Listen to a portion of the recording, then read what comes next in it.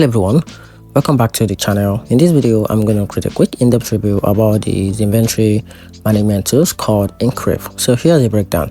Increff is an AI powered inventory management platform designed to help retailer brands and distributors organize stock levels, reduce carrying cost, and boost order fulfillment efficiency.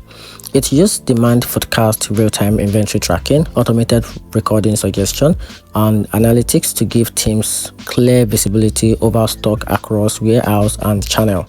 For business juggling multiple sales outlets, Increff intelligent automation help prevent stock out and overstock, which turning inventory from a pain point into a growth drivers.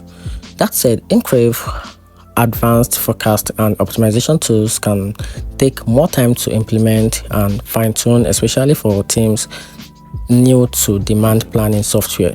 So for smaller business with very simple inventory needs, they might find its features set more than they actually use. So in my opinion, I actually think the Increff stands out as one of the fast inventory enterprise that want automated stock control and smarter replenishment, but lighter tools might suffice for the basic inventory tracking.